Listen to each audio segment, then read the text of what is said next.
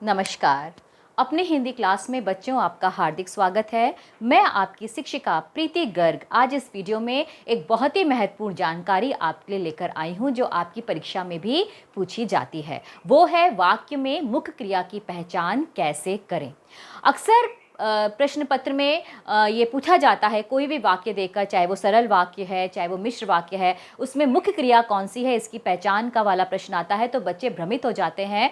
उनको समझ में नहीं आता कि कौन सी क्रिया मुख्य क्रिया हो सकती है। तो आज इस वीडियो में बहुत ही सरलता के साथ, सरल तरीके से मैंने यही बताने का प्रयास किया है कि आप वाक्य में किस प्रकार मुख्य क्रिया की पहचान कर सकते हैं। तो आइए देखते हैं कि वाक्य में हम मुख्य क्रिया की पहचान कैसे करते हैं।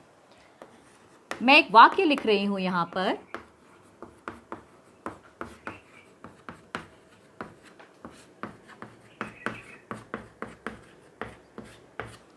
श्याम खाना खाकर सो गया। अब इस पूरे वाक्य में हमारे पास दो क्रियाएं हैं, एक खाकर और दूसरा सो गया, यानी कि खाना और सोना ये दो क्रियाएं हैं। अब हमें देखना है कि इन दोनों क्रियाओं में से मुख्य क्रिया कौन सी है। तो बच्चों, मुख्य क्रिया वह क्रिया होती है जो कि वाक्य के अंत में आती है, जिससे कि वाक्य का अंत होता है, वो हमारी मुख्य क्रिया है। तो यहाँ पर खाना वाक्य क्रिया मुख्य क्रिया नहीं है, यहां पर वाक्य का अंत सो गया यानी कि सोना क्रिया पद से हो रहा है। तो यहां पर यह क्रिया यानी कि सो गया क्रिया हमारी मुख्य क्रिया हुई। तो हमेशा ध्यान रखिए कि मुख्य क्रिया वाक्य के अंत में आती है, वाक्य का अंत मुख्य क्रिया से ही होता है। तो किसी भी वाक्य में जो भी क्रिया वाक्य के लास्ट में लिखी गई है, अंत में आई है, वही हमारी मुख्य क्रिया है। एक और उदाहरण से इसको समझते हैं। रमा पढ़ लिखकर कलेक्टर बन गई। अब यहां पर भी देखिए, दो हमारे पास क्रियापद हैं, एक तो पढ़ लिखकर और दूसरा बन गई। लेकिन मुख्य क्रिया यहां पर कौन सी है? मुख्य क्रिया यहां पर बन गई है, क्योंकि इस क्रिया से वाक्य का अंत हो रहा है, ये वाक्य के अंत में आई है।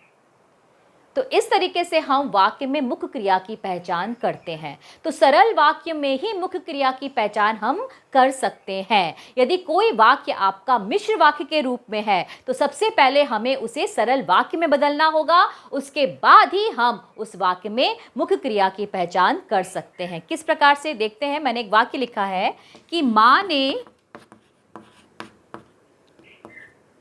श्याम से कहा कि बाजार से सेब ले आओ। अब ये हमारा वाक्य का मिश्र रूप है। अब सबसे पहले हम इस वाक्य में मुख्य क्रिया की पहचान करने के लिए हम इस पूरे वाक्य को सरल वाक्य में परिवर्तित करेंगे, तभी हम मुख्य क्रिया की पहचान करेंगे। अब यहां पर हमारे पास दो क्रियाएं हैं, कहा और ले आओ, लेकिन अभी हम इस वाक्य में मुख्य क्रिया की पहचान नहीं कर सकते।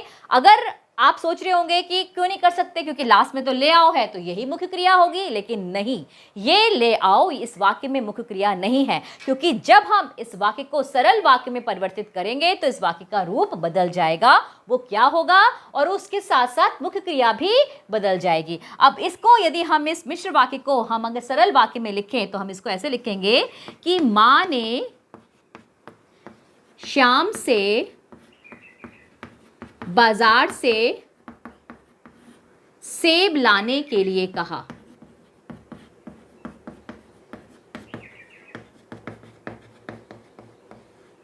अब देखिए, ये ऊपर वाले वाक्य का सरल रूप है और हम अब इस रूप में हम मुख्य क्रिया की पहचान करेंगे। अब देखिए, पहले वाले वाक्य में कहा ऊपर था और वाक्य का अंत ले आओ से हो रहा था, लेकिन नहीं, हमें मुख्य क्रिया की पहचान हम सरल वाक्य में बदल के करते हैं। सरल वाक्य बना कि मां ने बाजार से सेब लाने के लिए कहा।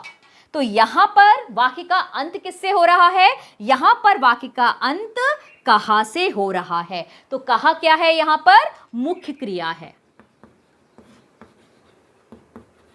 तो इस तरीके से बच्चों हमने देखा कि कैसे हम वाक्य में मुख्य क्रिया की पहचान करते हैं, कि यदि किसी क्रिया का जिस क्रियापद से वाक्य का अंत हो रहा है वही हमारी मुख्य क्रिया होती है। और यदि वाक्य सरल रूप में नहीं है, मिश्र वाक्य के रूप में है या संयुक्त वाक्य के रूप में है, तो सबसे पहले हमें उस वाक्य को सरल वाक्य में बदलना होगा, उसके बाद ही हम मुख्य क्रिया की पहचान करेंगे, जिस प्रकार से मैंने यहाँ पर किया। ऊपर तो सरल वाक्य लिखे हुए थे तो हमने पहचान लिया कि जो लास्ट में जो क्रिया आई है वो हमारी मुख्य क्रिया है, लेकिन यहाँ पर जो ऊपर वाला वाक्य था वो मिश्र रूप में था, मिश्र वाक्य के रूप में था, तो मैंने पहले उसे सरल वाक्य में बदला, फिर उसके बाद ही हमने इसमें से मुख्य क्रिया की पहचान की कि मुख्य क्रिया वह क्रिया होती है जो वाक्य के अंत में आती है, जिससे कि वाक्य का अंत होता है। तो आशा है बच्चों कि इस सरल ढंग से आपने समझ लिया होगा कि किस प्रकार हम वाक्यों में मुख्य क्रिया की पहचान करते हैं, और आप किसी भी प्रकार की गलती अपनी बोर्ड परीक्षाओं में नहीं करेंगे यदि किसी भी वाक्य में आपको मुख्य क्रिया की पहचान करना